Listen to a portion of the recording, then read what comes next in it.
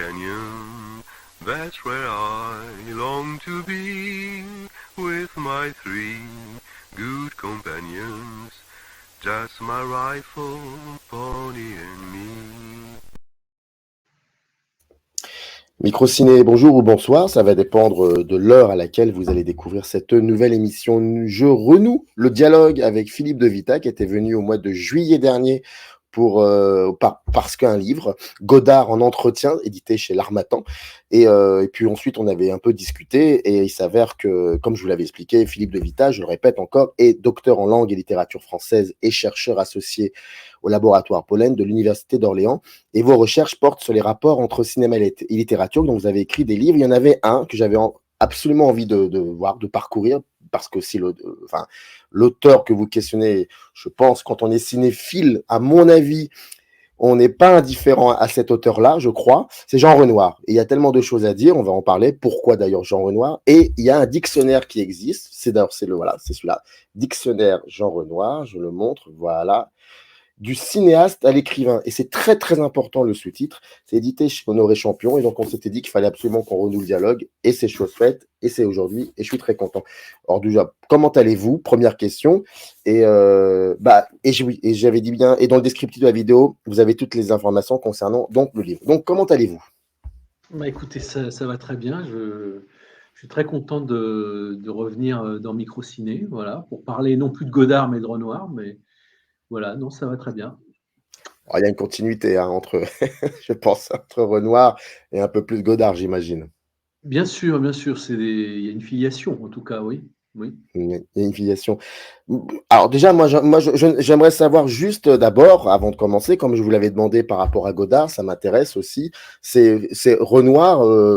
Déjà, Renoir dans votre cinéphilie, ça donne quoi? Voilà, Ouais. je pose la question de manière un peu grossière, mais pourquoi pas? Et puis surtout, et parce que vous le dites dès le début du livre, histoire de régler le compte à toutes celles et tous ceux qui auraient, qu'est-ce qui fait que c'est quand même un auteur qui a été énormément questionné, et qu'est-ce qui vous a donné envie, pour le coup, de revenir à ça, à Renoir, et de dire, mais en gros, que tout n'a pas été dit sur Renoir, et c'est tant mieux d'ailleurs. Alors, je vais peut-être vous décevoir un peu, mais dans ma cinéphilie, Renoir n'avait pas une place, quand j'avais 20 ans, si vous voulez, il n'avait pas une place prédominante. Hein. J'ai découvert Renoir à l'occasion de ma thèse, en fait.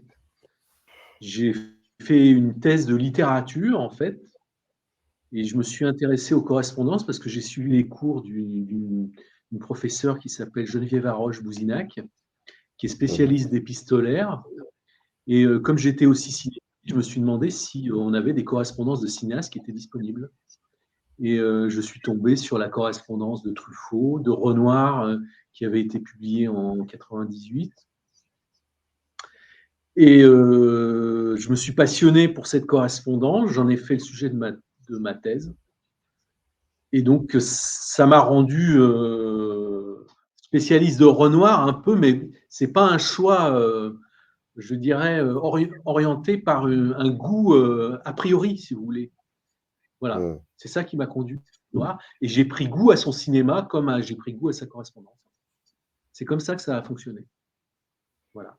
Quand vous dites j'ai pris goût à son cinéma, c'est quoi exactement qui vous a, là pour le coup, qu'est-ce qui vous a vraiment sensibilisé dans l'œuvre de Godard, j'allais dire, pardonnez-moi, dans l'œuvre de Renoir? Je crois que c'est cette espèce d'humanisme un peu inquiet, mais qui reste humaniste. C'est-à-dire cette volonté de montrer les différences entre les hommes et en même temps le moyen de les surmonter, ces différences. C'est peut-être ça qui n'a jamais cessé de mettre en scène. En tout cas, ce sont les meilleurs moments de ces films, c'est quand il montre les différences entre les êtres humains et de montrer le combat pour essayer de les surmonter. Le combat peut être illusoire. D'où le titre La Grande Illusion, c'est peut-être le sens qu'on peut donner au titre du film le plus célèbre de Renoir. Voilà. Comme vous avez travaillé beaucoup vous avez énormément travaillé sur l'œuvre de Godard, certes, mais aussi sur l'œuvre de Renoir. Est-ce que vu que vous avez travaillé sur Renoir, alors que comme vous le dites, on a cette impression que tout a été dit. Moi, je vous pose cette question. On a l'impression que tout a été dit sur la filiation entre Renoir et la Nouvelle Vague, mais j'aimerais bien vous entendre en parler de cela. Voilà, qu'est-ce que vous en pensez de cette filiation? Est-ce qu'elle est je pose cette question parce que on va parler après d'un autre. Voilà, il est prévu qu'on parle d'un chapitre qui est consacré à Truffaut. On en parlait un peu hors caméra et qui m'a beaucoup surpris. J'ai appris quelque chose, en tout cas, certaines choses. Et moi, je vous pose la question, après avoir travaillé sur tout ça, sur cette période-là de la Nouvelle Vague, mais surtout sur Renoir, est-ce qu'il y a réellement, est-ce que c'est évident de dire qu'il y a une filiation? Alors, justement, c'est problématique, cette filiation, parce que elle a été longtemps considérée comme, elle a été affirmée dans les années 50 par les rédacteurs des cahiers qui ont reconnu une sorte de père en Renoir, comme il l'avait élu comme un père de cinéma, il se considérait comme le ciné-fils de gens comme Renoir, comme Bresson, mais il y avait très peu de cinéastes français, c'était surtout des cinéastes américains dont ils se sentaient redevables, les rédacteurs des cahiers. Et Renoir, il l'avait sauvé du cinéma français des années 50. Sauf que, bon, Renoir, il y avait une phrase de Jean Serge, un des collaborateurs de Renoir, qui disait que parfois Renoir lui avouait qu'il ne comprenait pas ce que les cahiers disaient de lui, en fait. Et je crois que Renoir a aimé sincèrement certains individus de la Nouvelle Vague, mais je ne suis pas sûr que le cinéma de la Nouvelle Vague soit en directe filiation avec le cinéma de Renoir. Certes, il y a une modernité chez Renoir par certains aspects de sa mise en scène, mais on ne peut pas dire que la mise en scène chez Godard ou même chez Truffaut ressemble à celle de Renoir. Je ne crois pas. Truffaut, finalement, est plus influencé par Hitchcock que par Renoir, même si il va, dans Le Dernier Métro, utiliser des éléments d'une pièce de Renoir, même s'il dédie La sirène du Mississippi à Renoir. Mais voilà, je suis pas. Cette filiation doit être en tous les cas questionnée. Je crois qu'elle n'est pas si évidente que ne l'ont affirmé les rédacteurs des cahiers. Voilà. Il y a de cela. Je pense que la théâtralité chez Renoir, qu'on note souvent, n'a rien à voir avec la théâtralité qu'on trouve chez Rivette, par exemple. Parce que Rivette s'est aussi senti redevable de Renoir. Il a fait une émission avec lui, Les cinéastes de Dresden, une très célèbre émission. Mais on voit bien que la manière qu'ils ont d'envisager le théâtre n'est pas tout à fait la même. Hein. Voilà. Donc, je pense qu'il faut toujours s'interroger sur les filiations qu'on dessine entre les cinéastes de générations différentes. Comment vous est venue l'idée comment vous est venue l'idée de questionner l'œuvre de Renoir en prenant comme base, comme fondement, sa correspondance? Alors, déjà, donc cette correspondance, il y a tout un pan de cette correspondance qui est inédit. Voilà. Je voulais faire un livre de correspondance au départ. Je voulais faire un livre plus complet que le livre de 98 sur la correspondance de Renoir. Mais pour des questions de droit, d'ayant droit, je n'ai pas pu faire ce volume de correspondance. Et donc, je me suis reporté sur la forme du dictionnaire qui m'a semblé se prêter très bien à l'étude d'une correspondance qui ne soit pas purement universitaire. Parce que ce que permet la forme du dictionnaire, une correspondance, ça a un ordre chronologique. Et la forme du dictionnaire, c'est l'inverse de l'ordre chronologique, c'est l'ordre arbitraire de l'alphabet. Et donc, ce que permet l'ordre alphabétique, c'est de parler de certaines personnalités de la correspondance qui est dispersée dans le fil chronologique des lettres. C'est pour ça que je consacre pas mal d'entrées du dictionnaire à des relations épistolaires de de Renoir, en particulier beaucoup d'écrivains, comme Georges Simenon, comme l'écrivaine du fleuve, voilà. Et puis aussi Truffaut, voilà, ça permet de parler de cette relation particulière avec Truffaut. Donc voilà pourquoi j'ai utilisé la forme du dictionnaire. Ce qui m'a plu aussi dans la forme du dictionnaire pour la correspondance, c'est que c'est une sorte. J'ai pas voulu être exhaustif. On peut pas être exhaustif sur cette correspondance qui contient des dizaines de milliers de lettres. Il faut savoir, hein, entre 1941 et 1979, comme Renoir est exilé aux États-Unis, il est obligé d'utiliser la correspondance pour nouer des liens avec les qui sont restés en France. Et donc, c'est des dizaines de milliers de lettres. Donc, pour en parler d'une manière qui ne soit pas rébarbative, j'ai employé la forme de la promenade dans l'ordre alphabétique du dictionnaire, sans viser à l'exhaustivité. Je reconnais volontiers que tout n'est pas dit dans mon dictionnaire. Il y a des tas de domaines de l'œuvre et de la vie de Renoir dont je ne parle pas. Et c'est ce que permet la forme du dictionnaire. Et en même temps, je voulais trouver une cohérence à cette correspondance.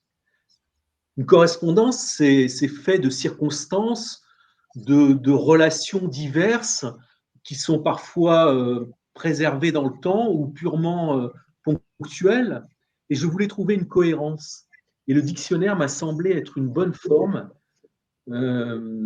parce qu'en fait, l'une des cohérences de cette correspondance, c'est que c'est dans cette correspondance qu'il a pris conscience qu'il voulait se consacrer à l'écriture et que l'écriture était au centre de ses préoccupations. Et finalement, à partir des années 50, petit à petit, l'écriture va prendre le dessus sur le cinéma dans la carrière de Renoir. Et la correspondance a été un atelier d'écriture pour l'écriture romanesque, de biographie, de théâtre pour Renoir. Même s'il n'en a pas été conscient, la correspondance a été un laboratoire d'écriture pour lui.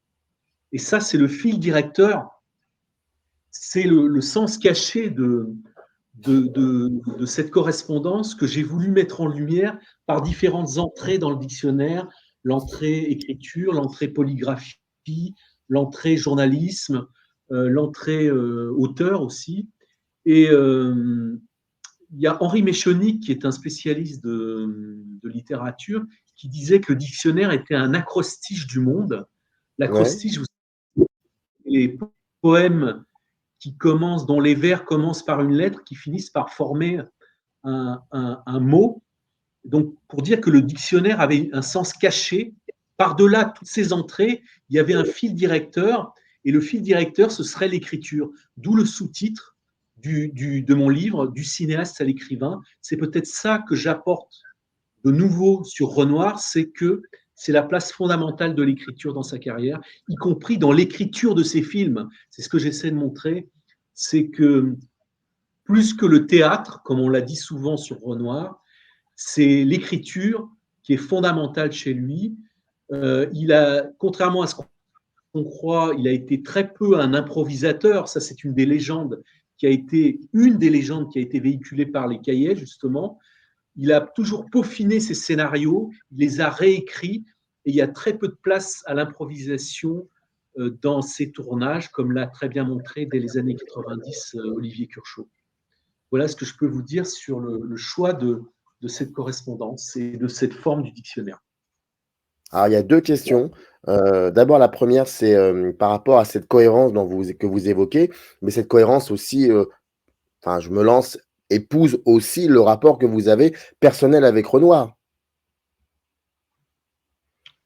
C'est-à-dire que quand vous avez travaillé sur ce dictionnaire, les films, il y a d'un côté les films que vous avez revus, et puis vous choisissez à un moment ce qui va, ce qui va le plus vous sensibiliser. Donc il y a aussi quelque chose de l'ordre de la subjectivité. Absolument. Je revendique la subjectivité de ce dictionnaire. Pour moi, le dictionnaire, comme c'est un dictionnaire dont je suis le seul auteur, je ne vise pas a proposé une version totalisante de l'œuvre et de la carrière de Renoir, et j'ai été vers des points qui ont arrêté mon regard dans sa correspondance. Je pense notamment à son art de la louange, par exemple, son art du compliment, qui est une espèce de clé que j'ai trouvée intéressante, mais j'aurais pu en trouver d'autres. Donc je revendique la subjectivité, oui. Oui, oui. Le D'ailleurs, cet dictionnaire art n'est de la pas une louange, on va en parler. encyclopédie. Pour moi, Ouais. le dictionnaire est un genre littéraire. Voilà. C'est en tous les cas le sens que je voulais donner, surtout dans le cadre de cette collection chez Honoré Champion. C'est un éditeur universitaire, mais sa collection, cette collection de dictionnaires qui est dirigée par Jean Pruvot, donc mon éditeur, n'est pas tout à fait une collection universitaire, c'est une forme plus souple d'ouvrage qui est proposé dans cette collection. D'ailleurs, vous parliez de louange, on va l'évoquer aussi quand on va, enfin, on va en parler quand on va évoquer le chapitre, l'entrée consacrée à Truffaut. La deuxième question, c'est intéressant parce que je me souviens d'un article de Serge Danet sur les correspondances de Truffaut. Et il disait, on découvre, c'était, je crois, quand elles sont sorties, je crois que c'est début, je crois que c'est après sa mort ou après, je sais plus. Mais en tout cas, quand il les a découvertes, il disait en gros, pardon? Après sa mort, oui. C'est après sa mort, oui. Et Danet, si je me trompe pas, dans l'article qu'il avait écrit pour Libération, il disait en gros que dans ces correspondances-là, on voit l'écrivain frustré. C'est-à-dire l'écrivain qui n'a jamais vraiment écrit de livre. Et on comprend mieux peut-être son rapport à la littérature quand il fait du cinéma. Et est-ce qu'on est dans ça avec Renoir? Est-ce que c'est ça que vous avez aussi vu chez Renoir? Oui. C'est-à-dire, en 41, il décide avec sa femme d'archiver, de faire un double de chaque lettre. Alors pourquoi ce choix? Avant, il ne faisait pas de double, ce qui fait qu'on a très peu de lettres d'avant la période 41. Alors pourquoi en 41, il décide de faire un double de ces lettres et d'archiver chaque double? Ce qui fait que toutes les lettres à partir de 41 sont disponibles dans les archives de UCLA à Los Angeles. Bien, c'est peut-être qu'il a une conscience épistolaire, ce que certains spécialistes appellent comme ça, une conscience épistolaire, c'est-à-dire la conscience que ces lettres vont revêtir une importance existentielle. Il en a peut-être le pressentiment du fait qu'il est en exil, et il a peut-être conçu ces lettres comme une espèce de réserve littéraire, si vous voulez, une réserve d'écriture, un atelier d'écriture, comme je disais tout à l'heure. D'ailleurs, il y a des lettres sur la Géorgie qu'il écrit au moment où il tourne Les Temps tragiques, son premier film hollywoodien. Il écrit des lettres où il décrit la Géorgie, où se passe le film, et il a le projet de faire un livre sur la Géorgie. On se demande s'il n'a pas repris ces lettres, ces doubles, pour alimenter son livre sur la Géorgie. Donc on voit bien comment s'opère le passage de la lettre à l'écriture. Il n'y a pas une imperméabilité entre l'épistolaire et l'écriture plus littéraire. D'ailleurs, il y a aussi une lettre qu'il écrit à Dudley Nichols où il fait un résumé de La Chienne que Dudley Nichols, le scénariste de Livre Libre, que voulait réadapter Dudley Nichols. Et donc, il écrit une espèce de novélisation de La Chienne, par exemple, dans une très longue lettre de Dudley Nichols. Donc, on voit bien qu'il y a une conscience littéraire, même dans l'écriture de la lettre, hein, et dans sa manière de complimenter le style de ses correspondants, dans la manière de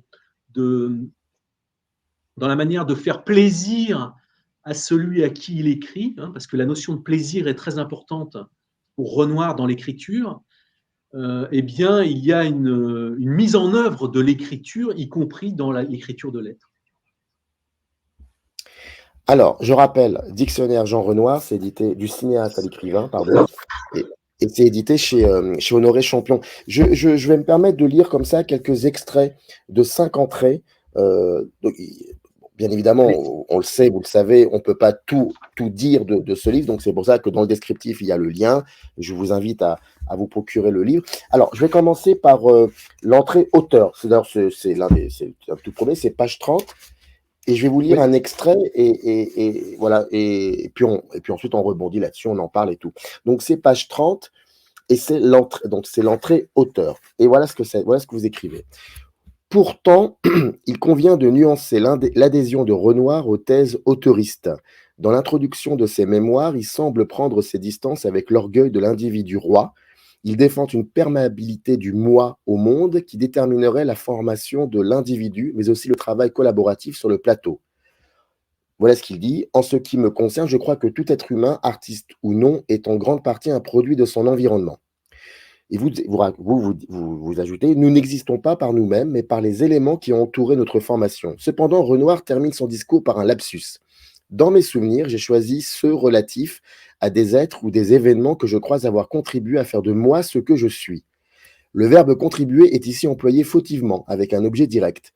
Loin de reconnaître la participation active de diverses personnes à la constitution de son moi, il sous-entend qu'il les a mis à contribution, c'est-à-dire en a tiré profit pour se créer lui-même. Par-delà ses collaborateurs, Renoir croit bien pouvoir en auteur projeter sa personnalité dans son œuvre.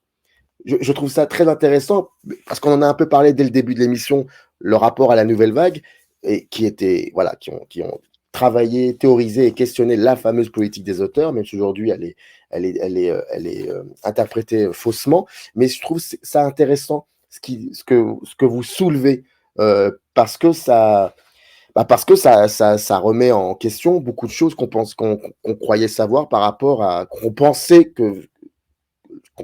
savoir sur le rapport entre ce terme-là et Renoir, alors que c'est totalement différent.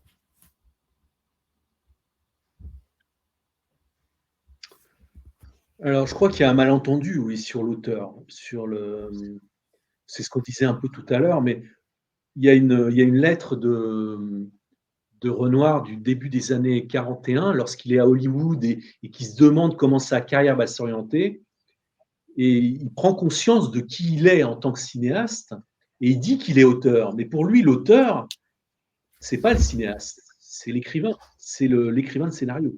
En fait, il dit qu'il est un raconteur d'histoire et que c'est par son travail sur les scénarios qu'il trouve sa personnalité et son identité. Donc il y a bien un malentendu parce que pour les cinéastes de la nouvelle vague, pour les rédacteurs des cahiers, l'auteur, c'est le metteur en scène qui est aussi scénariste, qui cumule toutes les fonctions, mais c'est surtout le metteur en scène. Donc on voit bien qu'il y a une ambiguïté rien que sur le mot auteur et que les rédacteurs des cahiers font tordre la notion d'auteur qui, à l'origine, désigne l'écrivain. Voilà. Donc, moi, ce que je crois, c'est que effectivement, Renoir a apprécié que les rédacteurs des cahiers élisent en lui l'auteur. Et d'ailleurs, Renoir, on peut dire, certains critiques qui le lui reprochent d'ailleurs, disent que Renoir a joué à l'auteur dans les années 50. Il a accepté de jouer l'auteur, y compris dans son cinéma. Des films comme Le Carrosse d'or, qui se déroule dans le milieu du théâtre, un film comme French Cancan, qui essaie de faire une synthèse de la comédie musicale qui se passe en partie dans les coulisses du monde du spectacle. Tout ça donne l'impression d'un Renoir qui veut jouer à celui qui réfléchit à son art. On se souvient aussi des entretiens de Renoir où il essaie de philosopher sur le monde. On a l'impression qu'il accepte le rôle que veulent lui faire jouer les rédacteurs des cahiers. Mais en même temps, il n'est pas dupe et c'est peut-être pas dans son art de philosopher qu'il est le meilleur, Renoir. Il est surtout dans sa manière de filmer, sa manière de raconter des histoires. Et je crois que pour lui, Il dit à la fin de sa vie à Simon qu'il a découvert une idole plus tyrannique que le cinéma, c'est de raconter des histoires. Je crois que pour lui, l'auteur, c'est aussi l'écrivain. Et il aime bien l'idée d'auteur qui serait comme un artiste solitaire, mais en même temps, il dépend tellement de ses collaborateurs, il le sait très bien. Il dit de ses collaborateurs que ce sont ses esclaves inconscients, c'est-à-dire qu'il a besoin d'eux et en même temps, il les asservit. Il les met à son service. Donc, c'est là qu'est l'ambiguïté sur l'auteur.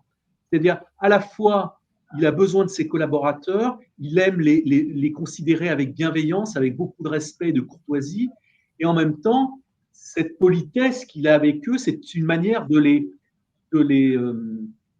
les attirer à lui pour qu'ils se conforment à sa vision du monde. Et donc, il souscrit à une vision auteuriste. Donc, il y a une ambiguïté de la part de Renoir vis-à-vis de la notion d'auteur. C'est ce que j'ai essayé de montrer dans cette entrée. C'est quand même un sacré personnage très, très, très complexe, Renoir. Absolument. Pétri de contradictions, avec une mémoire souvent défaillante, ce qui fait que c'est très difficile de se fier à ce qu'il dit sur ses films. Pascal Mérigeau, son biographe, a bien vu que, en s'appuyant sur sa correspondance, il y avait certaines choses qu'il avait dites publiquement dans les entretiens ou dans des discours qui n'étaient pas vraies, des souvenirs déformés. Et en fait, l'un des intérêts de la correspondance, c'est qu'on remonte à l'époque. Une lettre, ça s'écrit dans le temps présent, et donc il n'y a pas la déformation du temps qui passe.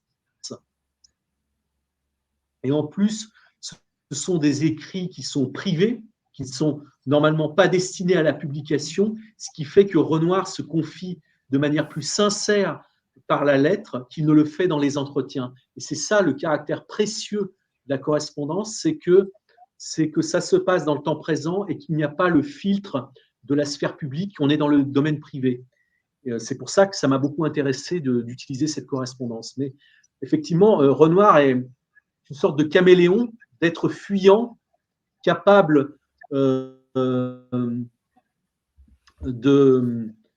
le parrain du fils de Maurice Thorez en 1936, de se faire financer la Marseillaise par la CGT, et puis 3 ans plus tard d'aller tourner la Tosca, de commencer à tourner la Tosca dans l'Italie fasciste.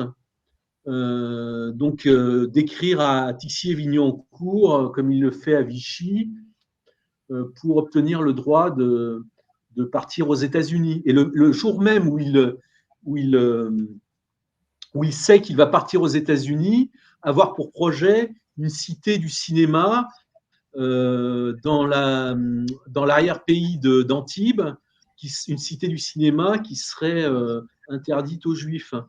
Donc voilà le Renoir complexe et pétri de contradictions.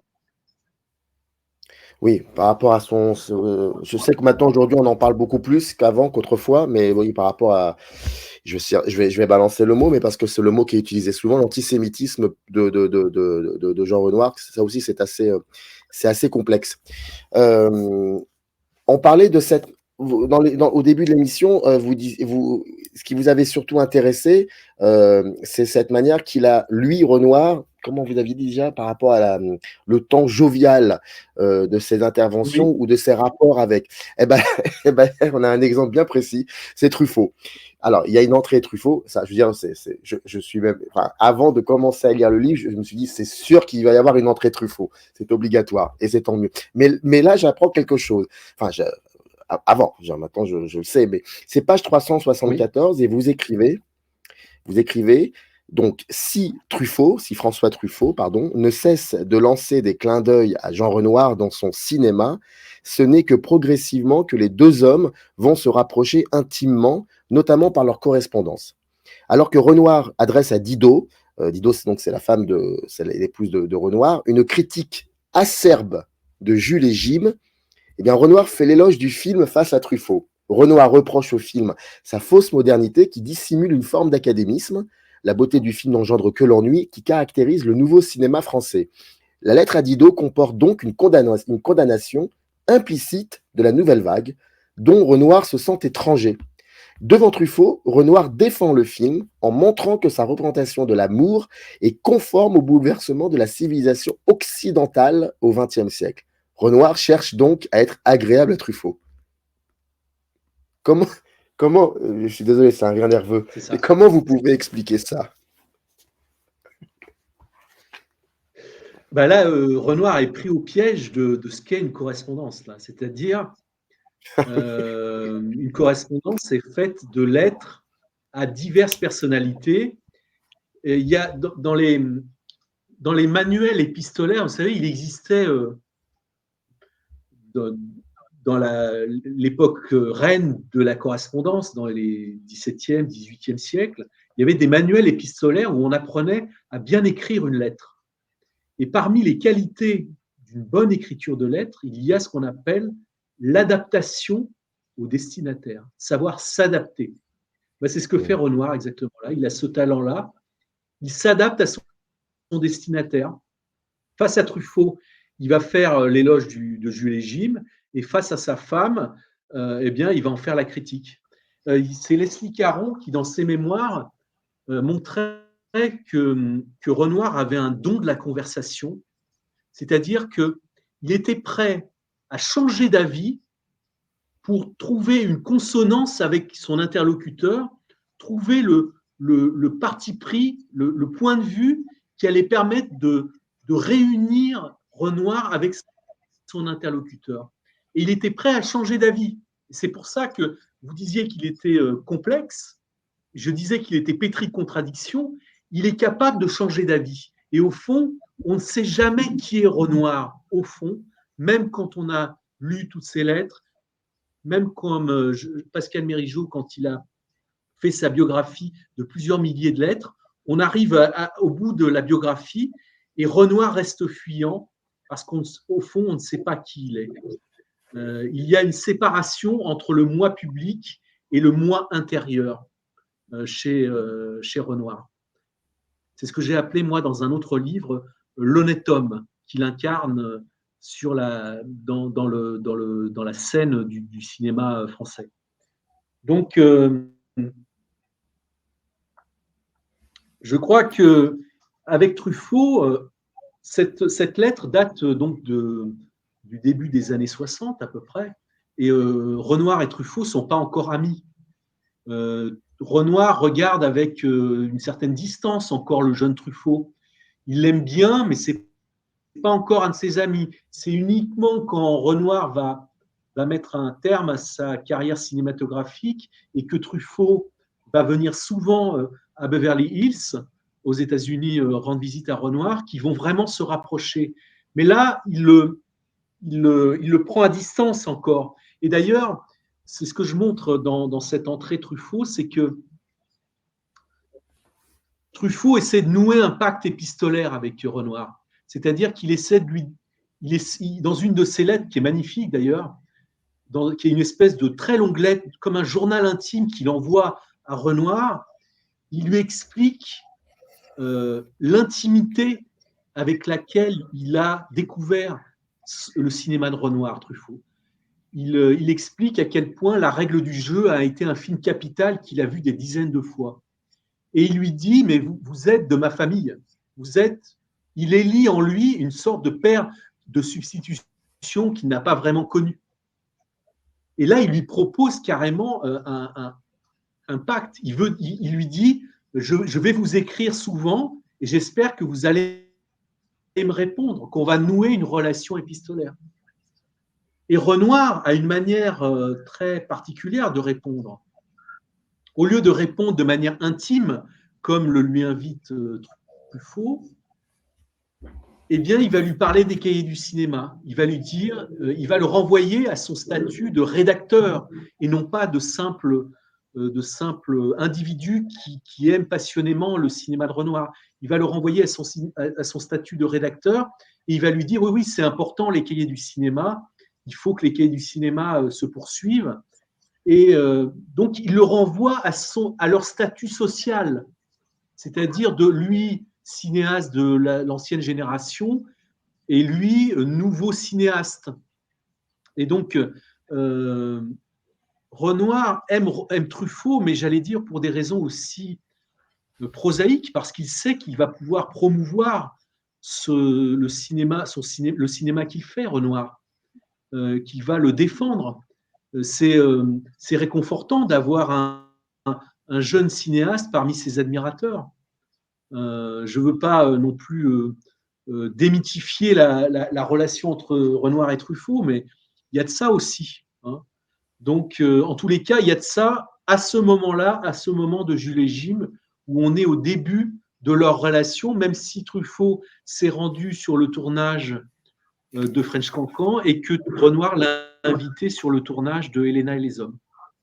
Voilà ce que je peux vous dire. Mais ce sont les mystères des correspondances que de voir les contradictions d'une lettre à l'autre.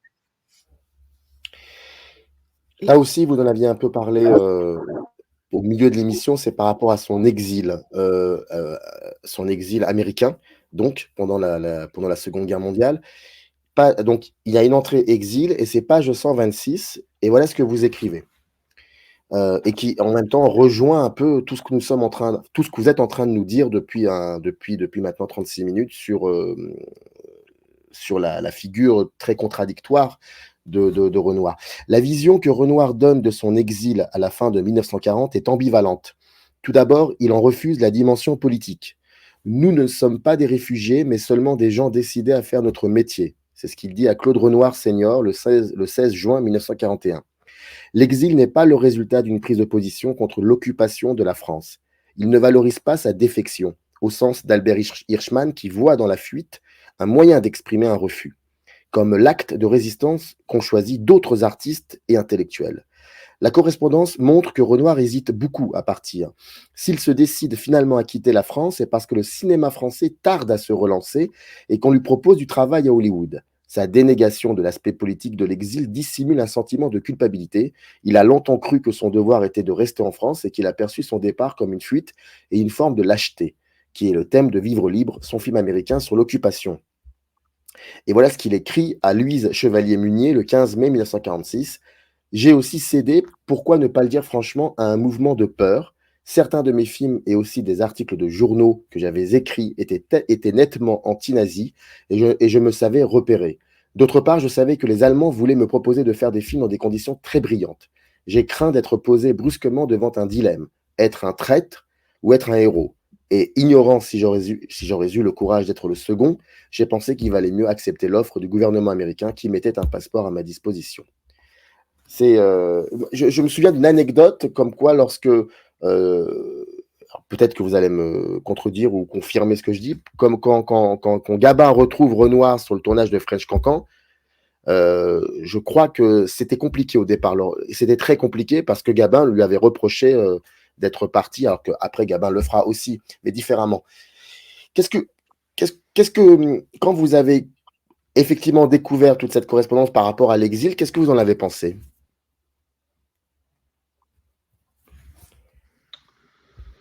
J'ai mis longtemps à accepter la triste réalité, j'allais dire, de cet exil. Au début, j'ai cru sincèrement qu'il était parti pour des raisons nobles. Et puis, j'ai dû me rendre à l'évidence, après avoir épluché longtemps la correspondance de cette époque, il y a bien il aurait bien voulu rester en France, en fait. Et le rôle de sa femme est capital dans le départ aux États-Unis. Qui n'était pas encore sa femme d'ailleurs. Dido Fréré-Renoir est une femme qui est brésilienne à l'époque, mais qui a vécu en Angleterre et qui est parfaitement bilingue, qui parle parfaitement le français, le portugais et l'anglais. S'il n'était pas avec Dido en 40, il ne serait pas parti aux États-Unis. Il serait resté en France. Voilà. Donc on peut dire que, j'allais dire, heureusement qu'il est parti aux États-Unis parce que je ne sais pas je ne veux pas faire d'histoire fiction, mais ce qui se serait passé pour Renoir, mais il a noué des contacts avec des gens qui se sont compromis dans la collaboration. Hein. Donc, voilà, heureusement qu'il est parti, mais il n'est pas parti pour des raisons politiques. Voilà. Il est parti pour des raisons très pragmatiques, des raisons circonstancielles.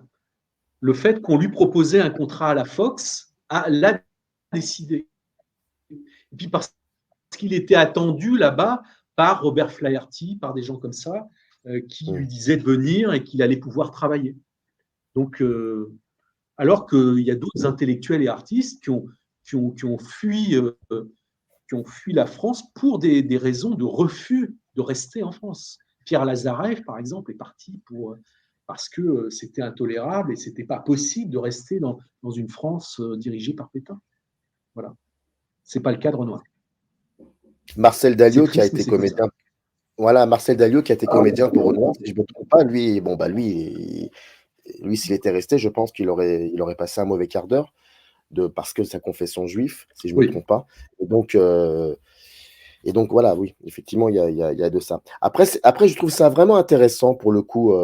Je ne pense pas que c'est une émission que nous faisons pour, pointer du doigt Renoir, mais c'est très intéressant de redécouvrir quelqu'un, parce qu'il faut savoir une chose, moi, me concernant, par exemple, Renoir, d'abord, c'est ce que dit Truffaut. C'est ce qu'en dit Truffaut. Et ensuite, on découvre les films quand on a la possibilité.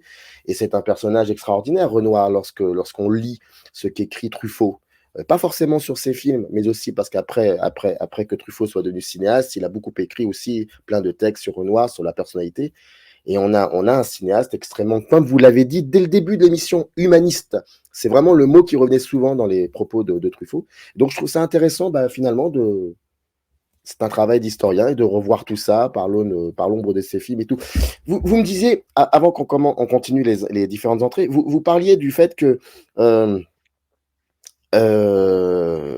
c'est compliqué de cerner un peu le personnage. Même dans ces films, j'ai envie de vous dire, est-ce que par exemple dans La Grande Illusion, c'est qui Renoir finalement dans La Grande Illusion? C'est un peu de tout, ou c'est plus Boieldieu, ou alors c'est le personnage de Gabin, ou alors c'est peut-être le personnage de Von Stroheim? Est-ce que dans ces films, il y a, surtout peut-être les films de l'entre-deux-guerres, on va dire, est-ce qu'on peut quand même comprendre un petit peu, voir un peu qui Renoir, il serait défini par quel genre de personnage, ou alors c'est beaucoup plus complexe que ça?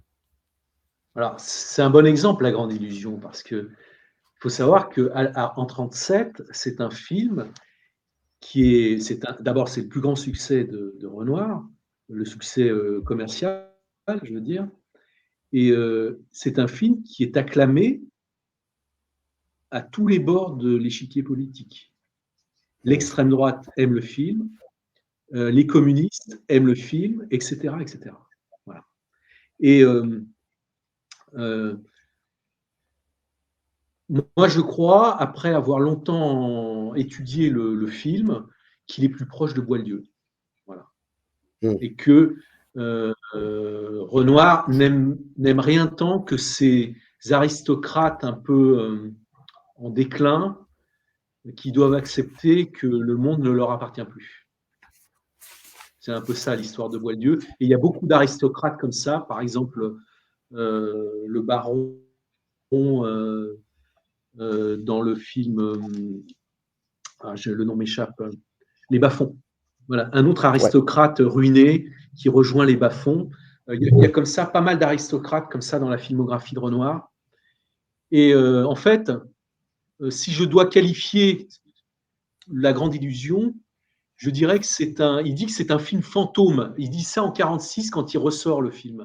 C'est un film sur des fantômes, c'est-à-dire sur Boieldieu, c'est un fantôme, c'est-à-dire c'est quelqu'un qui appartient au 19e siècle et la guerre de 14, c'est l'entrée dans le 20e siècle.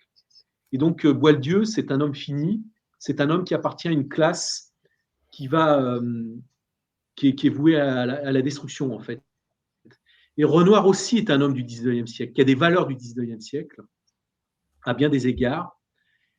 Et je reprendrai le terme d'Olivier Curchod qui dit qu'il y a un côté rêverie nostalgique sur la Grande Guerre de la part de Renoir, qui regarde ça en 1937. C'est peut-être là qu'est la vérité sur la grande illusion, plus qu'un hymne à la fraternité entre les classes sociales. C'est ce que disait Renoir, il avait une métaphore, il disait que certains films sont comme des gâteaux indiens, c'est-à-dire qu'il y a une douceur sucrée en surface, et quand on mord le gâteau, il y a un piment qui vous enflamme la bouche. En fait, il y a une vérité difficile à atteindre, mais qui est peut-être plus redoutable à accepter, en fait. Et peut-être que le film est moins progressiste qu'on ne croit, en fait, ou qu'on a cru longtemps. C'est peut-être un regard nostalgique sur la Grande Guerre, en fait. Voilà. Voilà ce que je peux vous dire sur les... On pourrait parler d'autres films, mais peut-être que dans le cinéma, d'ailleurs, les meilleurs films sont ceux qui attirent le plus d'interprétations contradictoires. Les plus grands films sont ceux qui... On peut penser à des films comme 2001, l'Odyssée de l'espace, ou des films comme ça, qui attirent des interprétations qui sont complémentaires et qui suscitent des débats infinis, hein, et où le sens est toujours ouvert. Et je crois que le sens de la grande illusion est ouvert, ne serait-ce que par son titre. Qu'est-ce qu'est la grande illusion? Est-ce que c'est la guerre? Est-ce que c'est la fraternité entre les hommes? Est-ce que c'est la division des classes sociales? Est-ce que c'est la possibilité de représenter la guerre dans un film, etc. Voilà, les interprétations sont multiples. Alors, en plus de cela, il y a une entrée concernant la grande illusion où vous parliez de ce fameux plagiat. Voilà, il y a beaucoup, beaucoup de choses encore dans le livre.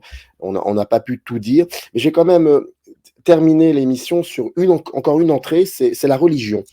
Et c'est intéressant parce que, comme vous le dites, je vais lire. Donc, c'est l'entrée religion, et donc c'est page 294. C'est un petit peu long, mais c'est pas grave. Ça donne aussi une idée du rapport à la religion. Vous écrivez: le goût de Renoir pour le religieux peut sembler étonnant à cause de sa réputation, en partie fondée sur l'engagement auprès des communistes, dans les années 30. Cependant, le fleuve, donc le film de Renoir, est bien marqué une spiritualité qui perdure dans les films suivants à travers le renoncement à l'amour pour la sublimation artistique ou religieuse. Dans Le Carrosse d'or, avant de se consacrer au théâtre, Camilla fait don de son carrosse à l'église. Déjà, l'une des scènes les plus marquantes de L'Homme du Sud montrait le héros allant seul prier Dieu après que son voisin lui avait refusé du lait pour son fils malade. La fameuse vérité intérieure dont Renoir affirma faire sa quête a sans doute une valeur religieuse inspirée de saint Augustin. Celui-ci fait du message du Christ une vérité intérieure qui ne se transmet pas extérieurement, ni par les maîtres, ni par la connaissance du monde matériel. Dans ses mémoires, Renoir parle de la course de l'auteur vers sa vérité intérieure, qui devient par l'art un exhibitionnisme spirituel validé par Dieu. Renoir dit: « Toute ma vie, j'ai essayé de faire des films d'auteur, non par vanité, mais parce que Dieu m'a gratifié du désir de définir mon identité et de l'exposer à un auditoire grand ou petit, brillant ou lamentable, enthousiaste ou méprisant. Ce qui me plaît dans l'exhibitionnisme de l'auteur, c'est qu'il ne se manifeste pas physiquement. L'auteur se cache modestement derrière les héros qui animent ses produits. Dieu n'a pas fait de moi un héros. » Ça date de 1974. C'est comme si Truffaut, on découvrait dans une de ses correspondances qu'il écrivait ça. En gros, qu'il faisait des films parce que Dieu lui aurait gratifié. C'est très surprenant. C'est vraiment très surprenant. Tout à fait, oui. Et ça, voilà un autre fil qu'on peut tirer dans la correspondance, le fil de la religion. Il faut savoir que dans les années 40, à Hollywood, Renoir allait à la messe. On découvre dans sa correspondance qui donnait à des œuvres de charité. Bref, alors ça, c'est sans doute sa seconde épouse qui lui a permis de se réconcilier avec la religion catholique. En tous les cas, elle était très croyante. Certains diront bigote, Didot. En tous les cas, la précédente compagne de Renoir, qui était donc Marguerite Houlet, sa monteuse, elle était plus proche des syndicalistes et des communistes. Et comme par hasard, Renoir a fréquenté les communistes et les syndicalistes pendant cette période. Donc, ce qu'on voit en fait, et ça renforce l'idée du Renoir caméléon, c'est-à-dire que Renoir se laisse beaucoup influencer. Il a une personnalité mimétique. Quand il fréquente des communistes, eh bien, il devient communiste. Quand il fréquente sa femme très croyante, eh bien, il va avoir envie de croire en Dieu. Et il fait un scénario, il rédige un scénario très surprenant dans la deuxième moitié des années 40, qui s'appelle La pécheresse, dont je parle dans mon dictionnaire, qui est un scénario d'une Marie-Madeleine qui fait du théâtre, en fait. C'est une femme corrompue qui aime le jeu d'argent, qui aime séduire les hommes et qui va croiser le chemin d'un metteur en scène qui s'appelle Carpenter, le charpentier, donc, qui met en scène la Passion du Christ avec des vétérans de la Deuxième Guerre mondiale pour soigner les blessures morales des soldats de la Deuxième Guerre mondiale. Et il va convaincre donc cette femme de jouer Marie-Madeleine et de se racheter de ses péchés. C'est pour dire, ce scénario est absolument hallucinant. On voit entre La Grande Illusion en 1937 et ce scénario qui doit dater de 1946, donc 9 ans plus tard, on a l'impression que c'est un autre homme qui rédige ce scénario. Vraiment. Même si c'est un scénario qui est écrit en langue anglaise avec l'aide d'un scénariste américain, mais c'est quand même assez impressionnant. Et il y a beaucoup de choses à découvrir ou redécouvrir dans ce dictionnaire Jean Renoir, du cinéaste à l'écrivain. C'est édité chez Honoré Champion. Et donc, les informations sont dans le descriptif de cette vidéo, si vous voulez vous procurer le livre. Et écrit par Philippe de Vita, qui est donc venu nous en reparler. Beaucoup de choses, comme je le dis souvent, hein, on a discuté de 0,001% de ce qu'il y a dans le livre. Donc, je vous invite vraiment à faire le taf, comme on dit. C'était un plaisir, en tout cas, de renouer le dialogue avec vous. Hein. Vous revenez quand vous voulez. Et merci beaucoup, en tout cas. Ben, merci à vous, Samir. À bientôt. À très vite. Générique. Arrive in the canyon, that's where I long to be, with my 3 good companions, just my rifle